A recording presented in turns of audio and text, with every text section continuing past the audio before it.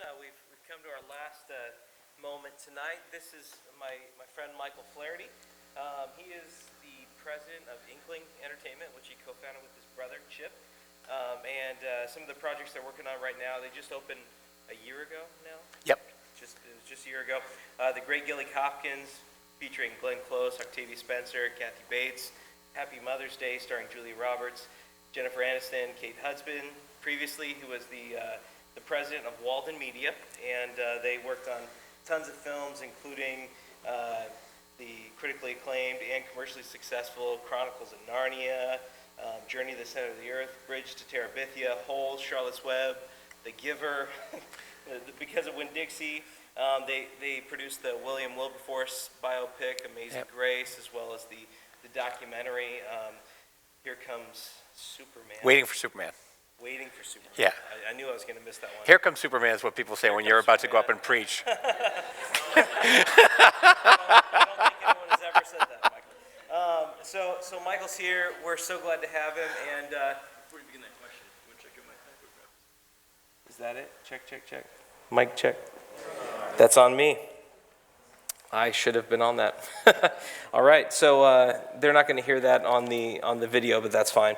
So Michael, thank you for being here. We wanted to finish up our night with a few moments, just a little bit lighter, but a little bit bigger. And so we've invited Michael to talk a little bit about story. Story is what you do all day.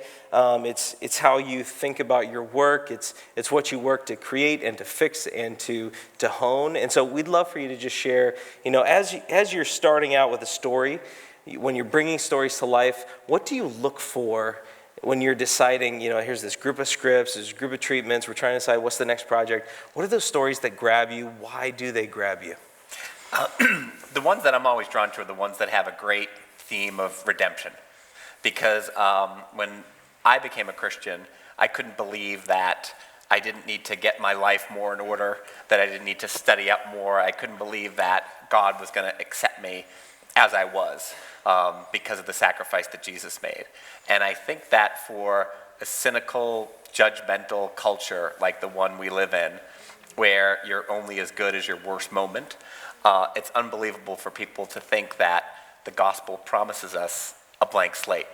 And there's so many examples of that in films, Christian or otherwise.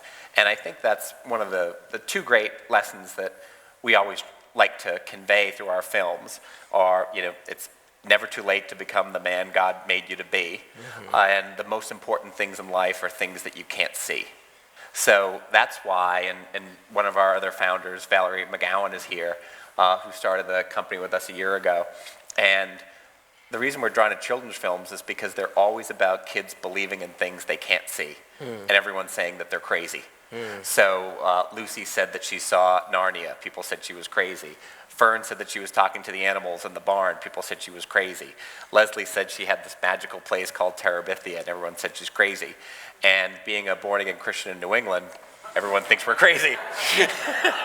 Yeah. Well, on that note, you have these amazing young adult books that all of us read or we read to our kids when they were growing up. How do you get those people to say yes when you stroll up and say, we want to take this iconic story and bring it to life? What do you do to get the authors and the studios to sign off on that? Oh, it's a ton of groveling, and there's not a single dignified thing about it. And I remember when we first started, I wanted to go for The Lion, the Witch, and the Wardrobe, and so we had this big meeting with Douglas Gresham, who's C.S. Lewis's stepson, and we gave him a big speech beforehand. A year before this, I was a substitute teacher, and I was... So you had credentials. Exactly, and I said, listen, I've heard that it's been really difficult to adapt this, and I just want to let you know that our company, all we do is make very faithful adaptations that the author would be proud of. He said, I like that approach. Tell me some movies that you've made. I was like, we're hoping yours would be the first. And amazingly, he said yes. So, Well, he said yes because we were blessed because the person that funded the company, Phil Anschutz, a great guy out of Denver, Colorado, they later told us, the people from the estate, they said, we don't want to work with these guys, but, what can we do to help them save face? And they said, well, let's think of the most outrageous number for the rights of this book. And then the other guy said, yeah, we'll multiply it by 2. So we went back in and they said, listen, we're only going to do this if you pay, obscenely high number. And Phil just said, all right, well, let's not waste our time negotiating. You have that. Now let's talk about making the movie. They're like, we're stuck with these people. So you just had to pay for it. Yeah. Yeah. You have enough money, they'll give you the rights. Exactly. Okay, that's good. It's Hollywood. So when there have to be some scripts that come along. You're in the middle of development and the script comes along and you're like, this doesn't work. Yeah. What are those things in stories that don't work, that, those moments where you're drawn out of the story, it doesn't fit with the narrative, it seems like some sort of runaround. What are those moments that don't work, and how do you fix them? How do you take a mediocre story and turn it into something that's compelling? Well, there's a great Walker Percy quote that, all good stories are different, but all bad stories have one thing in common: they all lie. And I think that you can smell these things a mile away. I mean, these cradle-to-grave saints, where there's no valleys that these people have to pass through. Those are the ones that always ring a false note for me. And I think that anytime people don't face any real adversity, it's hard to identify with a character like that. Okay. Well, so, most of us are activists, we are teachers, we're thinkers, we're people who are working in fields where we create narratives and we think about how do we tell good stories to get people motivated as leaders, as people who run organizations. So, as we're thinking about that, what sort of things should we build into how we talk about what we're doing, how we share the vision and mission that we're trying to go after to bring good to the world? I just think that the actual proves the possible. So just when you look at those last four folks that were up there, and just to be able to tell real stories about flesh and blood people and how they're driven as Christians to change the world. And I remember, seeing Mayor Brown up there was something, because I read a story in the newspaper that in Compton, California, that the parents got together and they passed a law that if their school was failing and more than half of the parents signed a petition, the parents could take over the school.